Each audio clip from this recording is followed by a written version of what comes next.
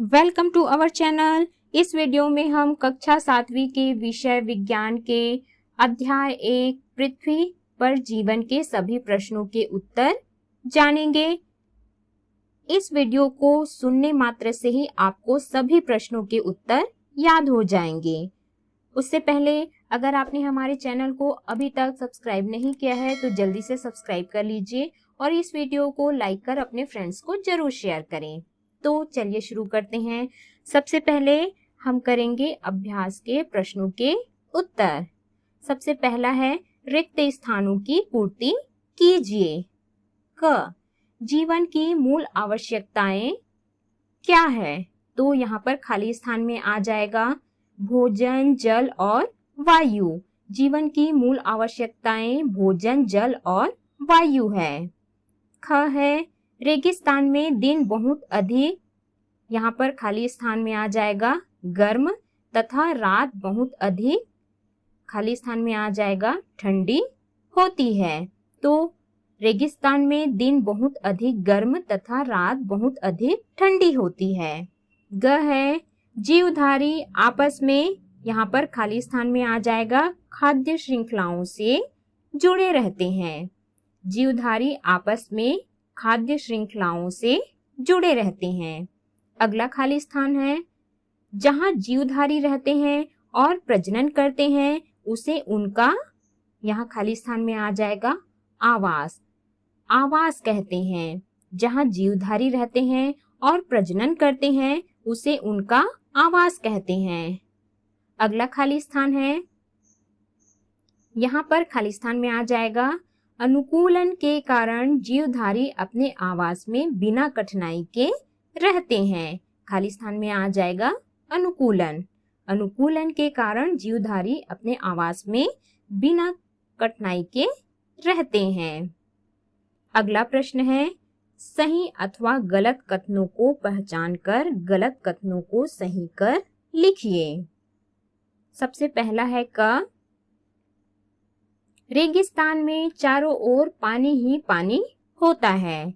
यह गलत है। इसका सही कथन है रेगिस्तान में चारों ओर रेत ही रेत होता है।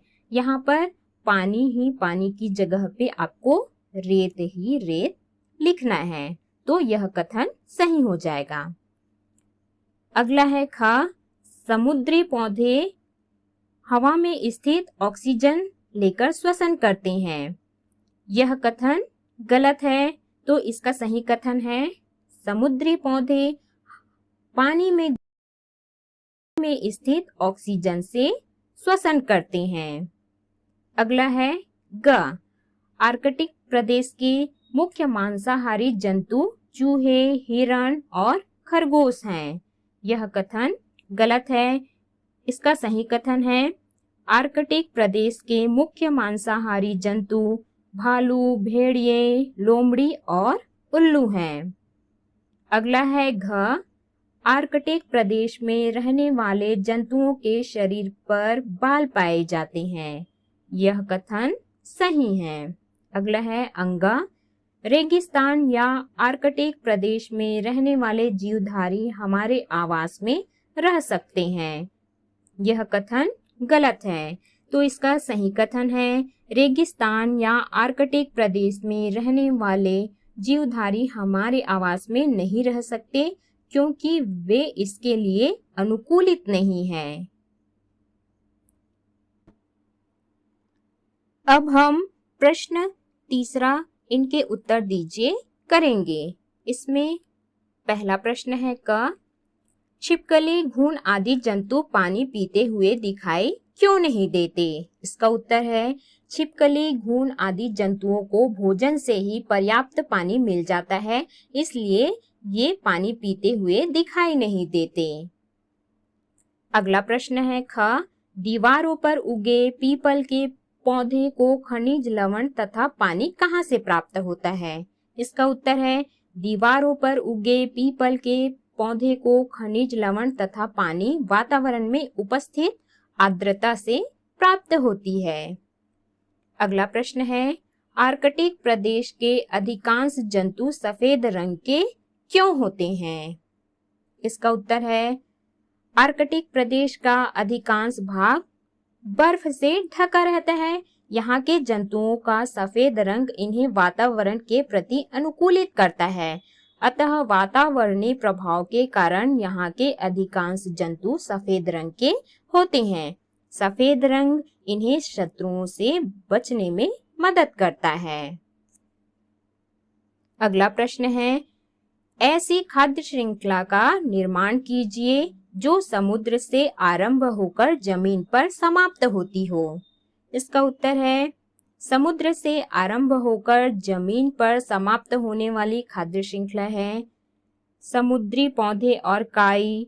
छोटे जंतुओं को बड़े जंतु खाते हैं और छोटी मछलियां, बड़ी मछलियां, सील, ध्रुवीय भालू जो जमीन पर रहते हैं। तो इस प्रकार से हम देखते हैं कि समुद्री पौधे से शुरुआत होकर यह खाद्य श्रृंखला ध्रुवीय भालू जमीन पर समाप्त होती है।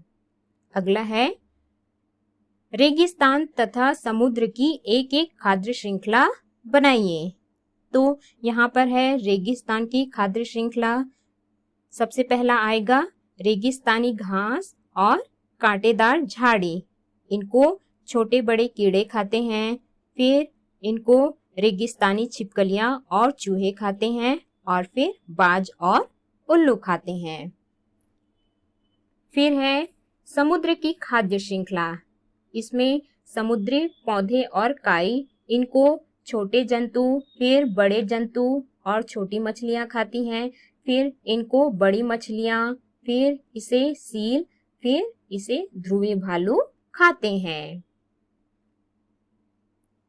अगला प्रश्न है, जीवधारी जिस प्रकार के पर्यावरण में रहते हैं उनमें रहने के लिए आवश्यक परिवर्तन उनके शरीर में हो जाते हैं। अपने शब्दों में लिखिए कि यदि पूरी पृथ्वी पर एक समान पर्यावरण हो तो जीवधारियों पर इसका क्या प्रभाव पड़ता। इसका उत्तर है, यदि पूरी पृथ्वी पर एक समान पर्यावरण होता तो जीवधारियों में विविधता समाप्त हो जाती।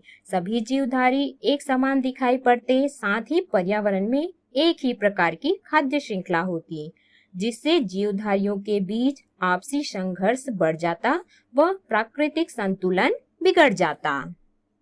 अगला प्रश्न है, अपने शब्दों में लिखिए कि गुफाओं में रहने वाले चमगादड़ गुफाओं के बाहर पाए जाने वाले पौधों पर किस प्रकार निर्भर होते हैं। इसका उत्तर है, चमगादड़ अपनी सुरक्षा के लिए ऐसी गुफाओं में रहते हैं जहां न तो सूर्य का प्रकाश पहुंचता है न ही पौधे होते हैं। चमगादड़ का मुख्य भोजन हवा में उड़ने वाले छोटे छोटे कीड़े, फूलों का रस तथा फल होते हैं। अतः भोजन की तलाश में गुफाओं से बाहर निकलकर पौधों की ओर जाते हैं। इस प्रकार ये भोजन के लिए गुफाओं के बाहर पाए जाने वाले पौधों पर निर्भर होते हैं। अगला प्रश्न है, यदि समुद्र के पानी से सारी काई गायब हो जाए तो उसका ध्रुवीय भालू पर क्या प्रभाव पड़ेगा। इसका उत्तर है, ध्रुवीय भालू का मुख्य भोजन सील नामक स्तनधारी जंतु होते हैं। सील समुद्र की बड़ी मछलियों तथा बड़ी मछलियां बड़े जंतु और छोटी मछलियों को भोजन के रूप में ग्रहण करते हैं। इसी प्रकार बड़े जंतु तथा छोटी मछलियों का मुख्य भोजन छोटे जंतु और छोटे जंतु का मुख्य भोजन समुद्र में पाए जाने वाले काई व छोटे समुद्री पौधे होते हैं। यदि समुद्री काई न रहे तो खाद्य श्रृंखला में आने वाले जीवधारियों को भोजन नहीं मिल पाएगा और वे मर जाएंगे। धीरे से समुद्र की खाद्य श्रृंखला की अंतिम कड़ी ध्रुवीय भालू भी समाप्त हो जाएंगे। तो इस प्रकार से हमने सभी प्रश्नों के उत्तर जाने।